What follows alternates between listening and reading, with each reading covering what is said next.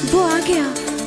देखो देखो वो आ गया। जी हाँ दोस्तों, क्रिक माइंड लौट आया है फिर से क्रिक माइंड वीकली रिवाइंड के साथ। एक ऐसी सीरीज जो खुशी के लम्हों में हमारे शामिल होने की वजह से रुकी हुई थी। वो सीरीज जिसे आपने अपना भरपूर प्यार दिया और इस उम्मीद के साथ कि आगे भी इस सीरीज के एपिसोड्स को आप ज्यादा से ज्यादा शेयर करेंगे और हमें काम को बेहतर करने का मोटिवेशन प्रोवाइड करेंगे।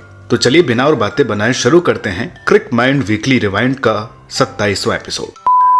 तो दोस्तों, इस हफ्ते की सबसे बड़ी खबर तो इंडिया का वानखेड़े में करीबी मैच जीतने के बाद विशाखापत्तनम में बुरी तरह हारना रही। बड़े बड़े एक्सपर्ट से लेकर फैंस तक सब नाराज दिखे, क्योंकि इस तरह की बैटिंग परफॉर्मेंस, वो भी वर्ल्ड कप ईयर में, किसी भी फैंस का दिल अंदर से तोड़ कर रख देती है। इस हार के बाद यूं तो बहुत से लोगों ने बहुत कुछ कहा, मगर हमें सुनील गावस्कर का स्काई और आकाश चोपड़ा का पिचेस के लिए दिया गया स्टेटमेंट बड़ा वैलिड लगा। गावस्कर ने स्काई के लगातार 2 मैचों में पहली बॉल पर आउट होने के बाद उन्हें बैटिंग कोच के पास जाने के लिए कह दिया, क्योंकि गावस्कर के अकॉर्डिंग लेफ्ट आर्म पेसर पर इस तरह आउट होना उनके शुरुआती दिनों की गलती है। जबकि आकाश चोपड़ा ने आने वाली वर्ल्ड कप की पिचेस पर अभी से बात करते हुए कहा कि इंडिया को वर्ल्ड कप में ऐसी पिचें नहीं मिलेंगी, वहां तो पाटा पिचों पर बस बैट के जलवे ही दिखेंगे। साफ साफ कहें तो अब धीरे धीरे सभी के सब्र का बांध टूट रहा है, क्योंकि इंडियन टीम अच्छा खेलते खेलते एकदम से इतना बुरा हारती है कि किसी ने सपने में भी नहीं सोचा होता है। ऐसा में दिल दुखता है और आवाज आती है, वो आवाज जिस पर हमने बात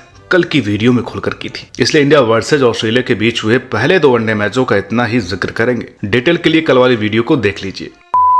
दोस्तों, इस हफ्ते एक बड़ी अपडेट 2024 में होने वाले वर्ल्ड कप के हवाले से भी रही, जहां आईसीसी के ऑफिशियल्स ने अभी अनाउंस कर दिया है कि कैरिबियाई देशों के साथ यूएसए भी वर्ल्ड कप 2024 को होस्ट करेगा और इस तरह वो सीधे वर्ल्ड कप में क्वालिफाई भी कर जाएगा। हालांकि इस बात पर मीडिया में कुछ खुसर फुसर चल रही थी, लेकिन बाद में पता चला कि ये डिस्कशन यूएसए के होस्ट बनने से ज्यादा इंडिया, ऑस्ट्रेलिया और इंग्लैंड के रेवेन्यू डिस्ट्रीब्यूशन पर है। असल में आईसीसी की कमाई का एक बड़ा हिस्सा भारत से आता है, जबकि ऑस्ट्रेलिया और इंग्लैंड से ठीक ठाक रेवेन्यू के बाद लास्ट में छोटी टीमें भी कुछ इंक्लूड करती हैं, जिनका बाद में डिस्ट्रीब्यूशन होता है। अब क्योंकि स्टार की $3 बिलियन की डील के बाद इंडियन मार्केट काफी इन्वॉल्व रहेगी, इसलिए मांग चल रही है कि इंडिया को रेवेन्यू में परसेंटेज ज्यादा मिले। हालांकि अभी इस बात पर और ज्यादा क्लैरिटी नहीं है, मगर जैसे ही हमें कुछ पता चलेगा हम आपको सीधे बताएंगे। दोस्तों, इस हफ्ते एक बड़ी डेवलपमेंट अगले कुछ दिनों में होने वाली आईसीसी की फ्यूचर टूर प्रोग्राम मीटिंग पर हुई, जहां 2027 तक के क्रिकेट का एक शेड्यूल डिस्कस होगा, जिसमें सोर्सेज ने बताया कि आईसीसी उस मीटिंग में अफगानिस्तान क्रिकेट के भविष्य पर कड़े कदम उठाते हुए नजर आ सकती है, क्योंकि अफगानिस्तान बोर्ड ने आईसीसी के कहने पर विमेंस टीम का ऐलान अभी तक नहीं किया है, जिसके चलते तालिबानी सरकार को सबक सिखाने के लिए आईसीसी कुछ सैंक्शंस लगा सकता है। और अगर ऐसा हुआ तो अफगानिस्तान के मेंस क्रिकेट के लिए बहुत ही ज्यादा बुरा होने वाला है। दोस्तों, इस हफ्ते प्लेयर्स की चोटें भी बहुत ज्यादा चर्चा में रही, जिसमें बुमराह की वापसी और अय्यर के आईपीएल खेलने पर सस्पेंस अभी तक बरकरार है। इंटरनेशनल इंजर्ड प्लेयर्स की बात करें तो लंकाई स्टार बॉलर चमीरा एक बार फिर चोटिल हो गए हैं। उधर बांग्लादेश के लिए आयरलैंड के विरुद्ध सीरीज में तालुकदार ने इंजर्ड जाकर को रिप्लेस किया है, जबकि न्यूजीलैंड को इंग्लैंड के खिलाफ करीबी जीत दिलवाने वाले वैगनर अब कुछ दिनों तक हैमस्ट्रिंग फट जाने के कारण क्रिकेट से दूर रहेंगे। इसके अलावा ऑस्ट्रेलिया के जय रिचर्डसन तो पूरे आईपीएल से ही बाहर हो गए हैं और उनके तो एशेज खेलने पर भी सस्पेंस है। पिछले हफ्ते बीसीसीआई की एक अपील भी बड़ी चर्चा में रही। असल में ऑस्ट्रेलिया के विरुद्ध इंडिया में बनाई गई इंदौर पिच को आईसीसी ने खराब रेटिंग दी है, जिसके खिलाफ अब जाकर इंडिया ने अपील की है, क्योंकि आईसीसी अगर एक पिच को पुअर रेट कर दे तो वहां इंटरनेशनल मैचों पर कई महीनों तक तलवार लटकती रहती है। इसलिए आईसीसी से बीसीसीआई ने रेटिंग वापस लेने की अपील की है। अब देखना यह कि आईसीसी इस अपील का क्या जवाब देती है। वैसे जितनी हमें उम्मीद है, आईसीसी अपने फैसले पर विचार जरूर करेगी, इसलिए नहीं कि इस तरफ इंडियन टीम है, बल्कि इसलिए क्योंकि उन्होंने इसी साल पाकिस्तान की एक पिच को भी खराब पिच कहने के बावजूद राहत दी थी। इस हफ्ते 90s किड्स के लिए एक और बुरी खबर क्रिकेट के मैदान से आई। अब अपने पुराने प्लेयर्स के बाद हम उस दौर के एक आखिरी अंपायर को भी फ्रिक्वेंटली नहीं देख पाएंगे, क्योंकि हमारी बचपन की बहुत सी यादों का हिस्सा रहे अलीमदार ने अब आईसीसी एलिट पैनल से 19 साल बाद अपने कदम खींच लिए हैं। अलीमदार अब आईसीसी एलिट पैनल में नहीं है। इंटरनेशनल मैचों में लगातार अलीम अब नहीं दिखेंगे। दोस्तों, मैदान के बाहर भी खबरों के बाद अब चलते हैं मैदान के अंदर, क्योंकि हम इंडिया वर्सेस ऑस्ट्रेलिया सीरीज की पहले ही बात कर चुके हैं, इसलिए उस सीरीज को इस सेगमेंट में शामिल नहीं करेंगे और शुरुआत करते हैं बांग्लादेश के होम सीजन से। दोस्तों, बीते कुछ महीने जिसे एक एशियाई टीम के लिए सबसे ज्यादा यादगार हैं, वो है बांग्लादेश। उन्होंने पहले इंडिया को अपने घर में बुलाकर वनडे में हराया, टेस्ट में टक्कर दी, फिर इंग्लैंड को T20 में क्लीन स्वीप कर दिया और आयरलैंड को भी खूब धूल चटा रहे हैं। बांग्लादेश ने टूर पर आयरिश टीम को पिछले हफ्ते पहले 2 वनडे मैचों में बिल्कुल आउट क्लास कर दिया। हालांकि दूसरा वनडे बारिश के कारण धुल गया, लेकिन जिस अंदाज में उन्होंने वहां भी करीब 350 रन बनाए थे, उसमें भी पहले वनडे की तरह 184 रनों की बड़ी जीत के आसार ही थे।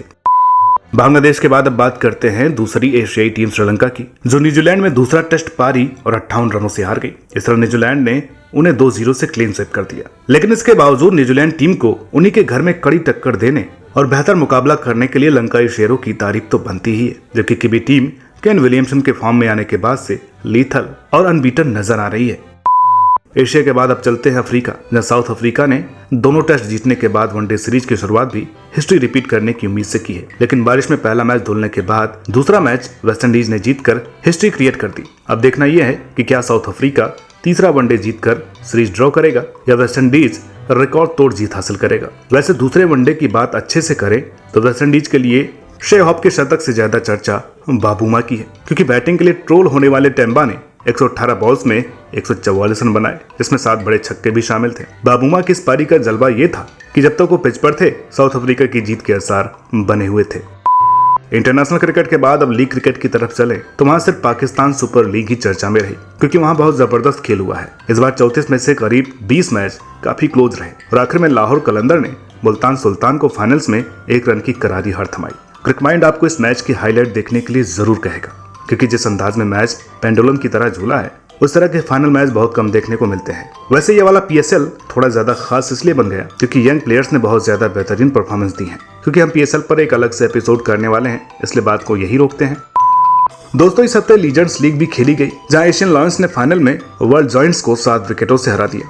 इस टूर्नामेंट में इन दोनों टीमों के अलावा इंडिया महाराजा भी थे, लेकिन इस बार कुछ खास जादू इंडिया महाराजा का चल नहीं पाया और सीरीज शाहिद अफरीदी की कप्तानी वाली एशियन लायंस ही ले गए।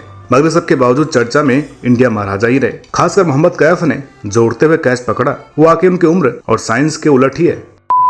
मेंस क्रिकेट के बाद अब बात अगर वुमेन्स क्रिकेट की करें तो वहां से वुमेन्स प्रीमियर लीग ही चर्चा में रही, जहां रूडी ग्रेज की कैच, पैरी के सक्सेस, हरमन की ताबड़तोड़ पारियां, लैनिंग के बड़े रनों के ट्रैक से होते हुए लीग अपने फाइनल राउंड में प्रवेश कर चुकी है। 20 में से 18 मैचों के बाद दिल्ली कैपिटल्स, यूपी और मुंबई इंडियंस की टीमें आगे जा रही हैं, जबकि मोस्ट फेवरेट बेंगलोर तो गुजरात के साथ बाहर हो गई है, क्योंकि अभी फाइनल होना बाकी है, इसलिए ज्यादा चर्चा नहीं करेंगे। लेकिन जैसे वुमेन्स प्रीमियर लीग अपने अंतिम पड़ाव पर होगी, हम एक क्रिस्पी कंटेंट जरूर लेकर लौटेंगे।